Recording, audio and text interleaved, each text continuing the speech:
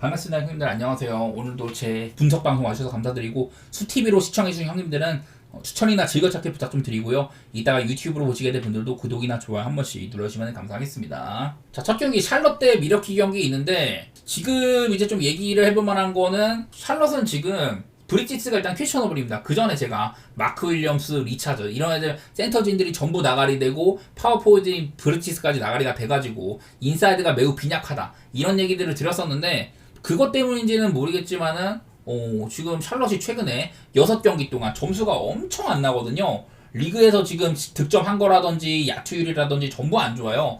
원래 샬럿은 라멜로 볼이 뛸 때는 꽤나 오바팀의 양상이 있었는데 최근 들어서는 샬럿이 점수를 그렇게 많이 내지는 못합니다. 대신에 뭐 수비는 조금 나아졌다 이런 것들이 보이긴 하는데 뭐 그렇게까지 뭐 대단히 좋게 볼 요소인가 싶기는 하고 어쨌든 이게 샬럿이 요즘에 올랜도라든지 뭐 필라델피아, 디트로이트, 미네소타 뭐 이런 애들 만났었고 인디애나 만났을 때도 103대 83으로 이겼는데 점수가 되게 안 났었거든요. 참 의아해. 샬럿이 시즌 초반이나 이럴 때만 해도 확실히 라멜로 볼이 있으니까 뛰는 농구라든지 외곽을 많이 시도하고 그런 농구들을 했었는데 최근 경기들은 조금 샬럿이 냄새가 이상합니다.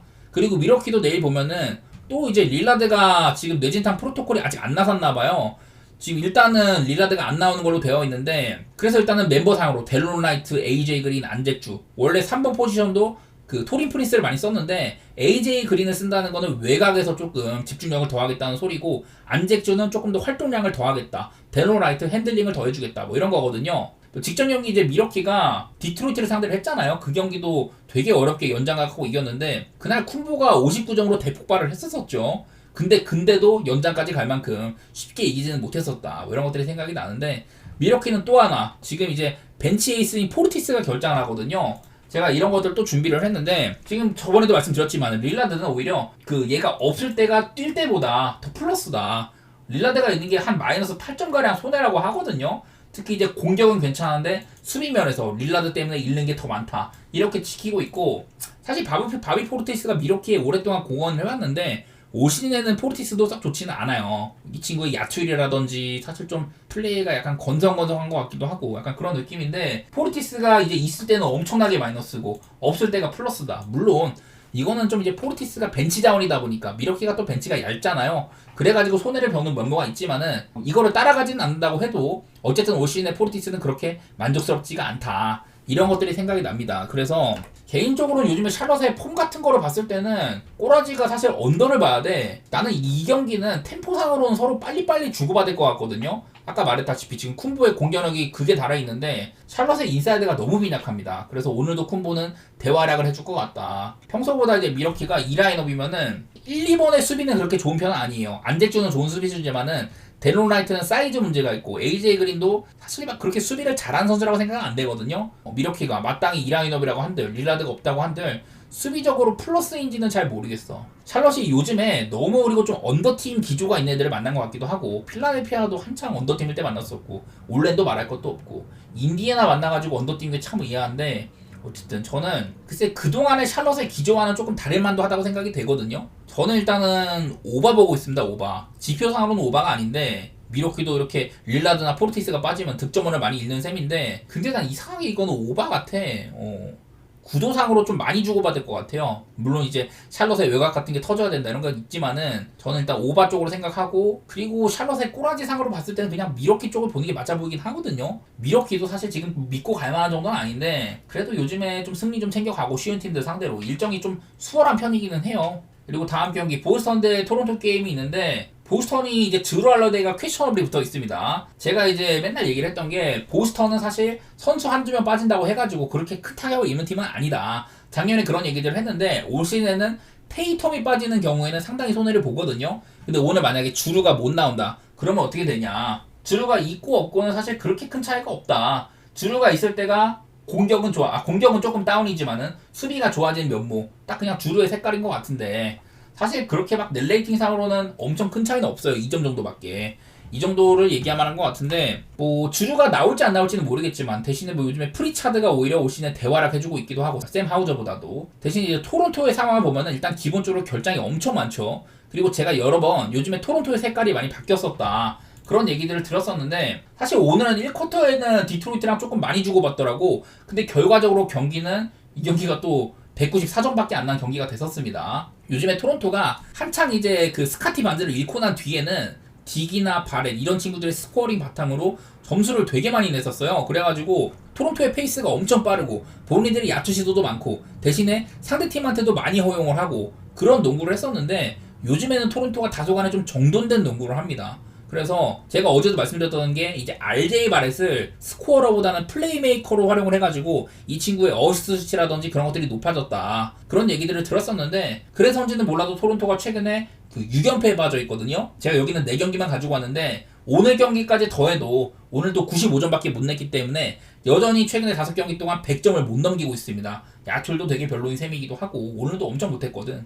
그래서 요즘에 토론토의 색깔은 좀 언더팀으로 돌아선 것 같은 느낌이 있어요. 그리고 내일 보스턴 대 토론토는 이렇게 맞대요상으로 보스턴이 8승 0패로 개패고 있습니다. 작년에 그리고 토론토 백투백 때 3승 11패로 매우 안 좋았었거든요. 다소간에 이제 보스턴이 직전 경기 브루클린 상대로는 초반에 조금 끌려가다가 3, 4쿼터 때 대폭발을 해가지고 그거를 뭐 20점 차 넘게 이렇게 개패긴 했었는데 근데 요즘에 보스턴 아시다시피 되게 좀 흔들리는 면이 있어요. 20점 차 앞서다가도 다 따라잡히고 그런 경기들이 많아가지고 사실 16.5 정도의 기준점은 엄청 커 보이긴 합니다. 그건 맞는데 지금 토론토도 사실상 이제 시즌 초반부터 시즌 개막하기도 전부터 올 시즌은 리빌딩 시즌이다. 마침 지금 뭐 퀴클리나 반즈, 핵심 벤치 브라운이나 올린 이런 애들도 다 빠지는 상태잖아요. 토론토의 경쟁력은 사실은 보스턴한테 비비기가 참 민망하다. 원정에서도 0승 7패이기도 하고요. 저는 요즘에 기조를 봤을 때는 언더라든지 그리고 보스턴이 16.5마일까지 한번 도전하는 그런 경기가 될 것 같습니다. 보스턴이 평소보다는 조금 터져졌으면 좋겠네요. 요즘에 좀 오락가락 하는데. 뉴올리언스 대 레이커스 경기도 있는데 기본적으로 얘네들이 만났을 때는 브랜든 잉그램의 복수심이 되게 불탔었어요.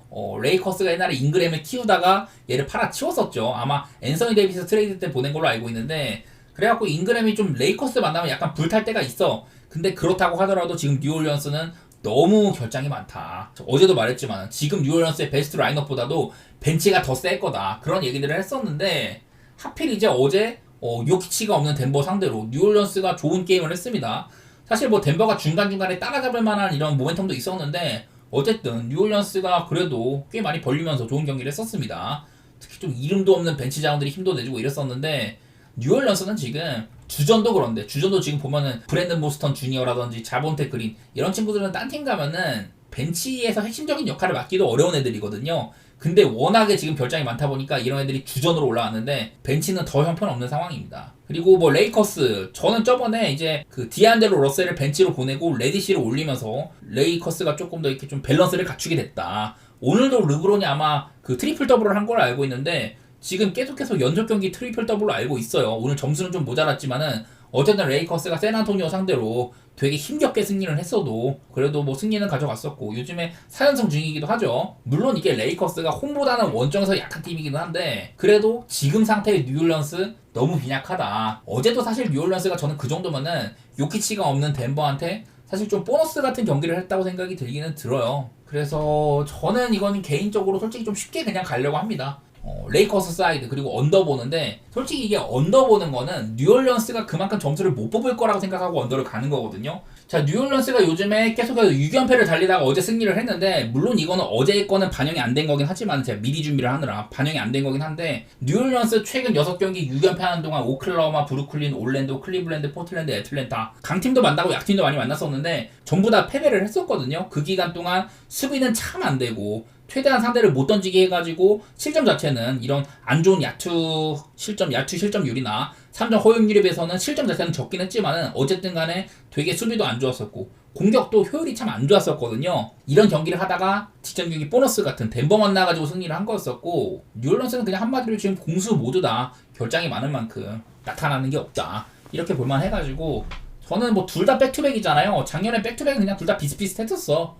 둘 다 그냥 50% 겨우 넘고 그랬었는데 저는 레이커스를 조금 더 좋게 볼 것 같고 그리고 언더 보는데 레이커스 색깔이 사실 오바 색깔이거든요. 그래도 뭐 레디시 오고 나서는 밸런스를 갖춘 점이라든지 원정이라 가지고 이런 콜 같은 부분에서 이득을 볼 수 있는 점들 이점이 없는 점들 그런 것을 생각하면은 저는 언더로 한번 생각해 보도록 하겠습니다. 댈러스 대 샌안토니오 경기는 직전 경기 때는 댈러스가 갑자기 어빙이 안 났었죠. 그래도 뭐 그 경기를 다행히 유타한테 이제 좀 뭐랄까 점수도 많이 안 나고 패배하기까지 했었는데 요즘에 댈러스 상태가 말이 아니에요. 4연패에다가 최근 6경기는 1승 5패 달리고 있는데 시카고 한번 이긴 거 말고는 댈러스가 참 개차반입니다. 지금 이제 돈치치가 시즌 내내 효율이 되게 안 좋아요. 초반에 야투나 3점 이런 것들이 모두 다 거의 뭐 커리어 하이급으로 못 던지고 있는데 그에 반해서 어빙은 효율이 되게 좋거든요. 근데 돈치치가 야투율이 42.8%, 3점이 32%인데 근데 그 효율로 평균 득점이 29.3점이에요. 이 말은 뭐냐면은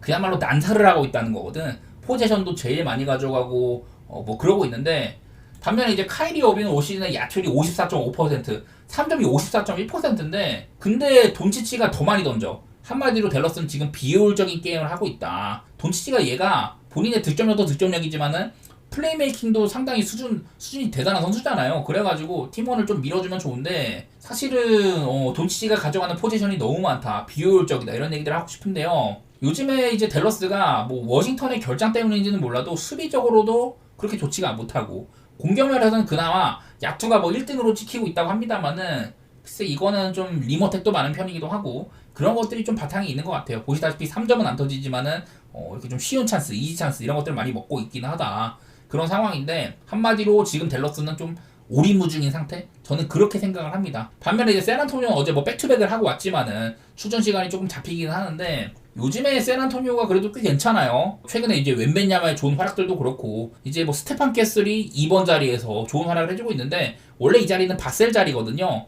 근데 이제 좀 클러치 때는 바셀이나 캐슬이 둘 다 나올 때도 있고 둘 다 머리가 파인애플 대가리여가지고 참 더러운데 게임 볼 때마다 어쨌든 요즘에 샌안토니오는 사실 뭐 켈든 존슨이라든지 웨슬리 블레이크인가 그런 애들 말고는 벤치 자원들 몇 명 말고는 전반적인 팀의 상태가 저는 괜찮다고 보이긴 하거든요. 특히 좀 이제 웬벤야마한테 본격적으로 좀 공격에서 많은 역할을 맡기는 점들 그런 것들이 눈에 들어오는데 경기력 면에서는 이게 댈러스는 하향세 샌안토니오는 상승세라는 생각이 많이 들어요. 그래서인지는 몰라도 지금 댈러스는 5승 7패 샌안토니오가 오히려 6승 7패로 성적이 더 좋거든요. 물론 이제 샌안토니오가 작년에 백투백일 때 뭐 웬벤야마를 많이 아껴준 경기도 있었었고 그런 것들이 있기는 한데 2승 11패로 안 좋았다가 올 시즌에는 백투백일 때 2승 0패입니다. 전부 다 웬벤야마가 출전을 하기도 하고 요즘에 분위기로 봤을 때는 저는 이게 샌안토니오가 어제 좀 소모가 많다고는 해도 10.5프레니어도 한번 샌안토니오를 보고 싶은 경기인 것 같습니다. 언더보는 저는 언더 볼게요. 이게 샌안토니오가 요즘 들어서는 점수가 많이 나긴 나는데 일단은 내일 226.5 만만하기도 하고 그리고 댈러스는 사실 이제 좀 밸런스를 갖추면서 작년만큼 이제 오바팀의 색깔이 별로 없다 이런 얘기를 했는데 또 이제 댈러스는 요즘 보면은 점수 자체는 좀 많이 나더라고. 그래서 저는 둘이 붙으면은 둘 다 이제 좀 슬로우 템포의 좀 하프코트 오펜스를 즐기는 막 역습 농구 이런 거보다는 하프코트 오펜스를 즐기는 편이어가지고 언더 양상으로 바라보도록 하겠습니다. 마지막으로 세크라멘토 대 유타 경기도 있는데요. 자, 세크라멘토는 오늘 되게 어려운 경기를 하고 왔습니다. 미네소타랑 연장까지 가면서 노예들인 팍스라든지 뭐 키건 머레이 이런 애들 오늘도 40분 넘게 뛰었어요. 오늘 이제 팍스가 60점을 찍는 아주 커리어 하이 경기를 했었는데 특히 얘네가 많이 밀리고 있었거든요. 막 20점 차까지 밀리고 이랬다가 4쿼터 초반에 16대 0 런을 달렸습니다. 세크라멘토가 그야말로 불이 붙었었고 그래갖고 막 역전까지 해냈었었죠. 어쨌든 이 경기가 계속해서 클러치 싸움으로 가면서 연장까지 갔었는데 어쨌든 팍스가 60점을 기록하고도 패배를 했다. 되게 아쉬운 경기였었어요. 지금 마침 데로잔이 부상으로 빠져있잖아요. 제가 어제도 이 데로잔에 대해서 말씀을 드렸던 건 이런 것들. 사실 데로잔은 저는 여기는 수치를 넘어서 더 좋다고 봅니다. 이거보다 더 잘해주고 있다고 생각을 하는데 데로잔은 있을 때보다 없을 때가 확실히 언더 게임을 많이 한다. 이런 것들이 좀 보이더라고요. 거의 뭐 한 20점자 가까이 차이가 난다. 이런 말씀을 드렸던 것 같은데 근데 오늘 이제 경기를 봤을 때는 데로잔이 없으니까 조금 더 팍스가 열을 내준 것도 있어. 그리고 이제 뭐 트레이 라이스 같은 빅맨들이 조금 더 많은 시간을 뛰고 그런 것들이 보였었는데 그제 사실 세크라멘토가 그렇게 막 야투가 4쿼터 때 많이 터지지 않았으면은 솔직히 말해서 그렇게 오바 나올 게임인가 싶긴 했었거든요. 어쨌든 점수 자체는 뭐 너무 많이 났으니까 그렇기는 한데 좀 주고받아가지고 그리고 좀 주고받으면서도 많이 넣어가지고 오바가 났다는 생각이 있기는 해요. 어쨌든 간에 드로잔이 없으니까 조금 더 빠른 템포의 농구 하프코트 빨리 넘어가고 최대한 빨리 마무리하려고 하고 그런 것들이 보였었는데 반대로 이제 유타 같은 경우도 내일 뭐 마카넨이 퀴셔너블이긴 합니다. 이 경기는 마카넨의 여부가 되게 중요한 경기이기는 해요. 제가 지난번에도 그리고 또 작년에도 계속해서 이제 마카넨은 팀적으로 둘 다 이제 마카넨이 있을 때나 없을 때나 유타가 워낙에 약팀이기 때문에 마이너스를 지키긴 하는데 마카넨이 있을 때는 공격 생산성이 거의 한 13점가량 플러스가 된다.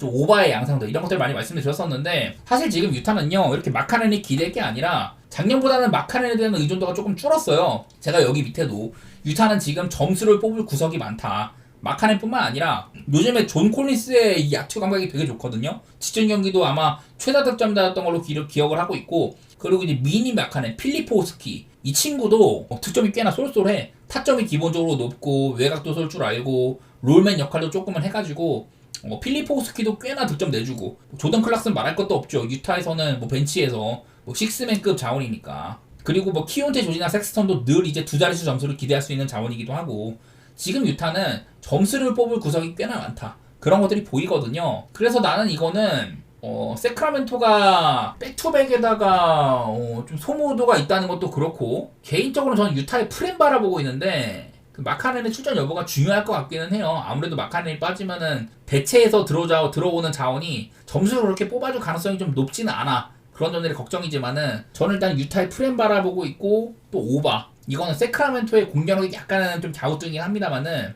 유타가 한창 안 좋았을 때보다 그때는 유타가 막 이렇게 공격 세 가지 부분 득점 뽑은 거나 야투율 3점 모두 다 꼴찌였었잖아요. 요즘에는 나름대로 괜찮아졌다 이런 것도 보이긴 해가지고 오바 양상으로 한번 생각해 보도록 할게요.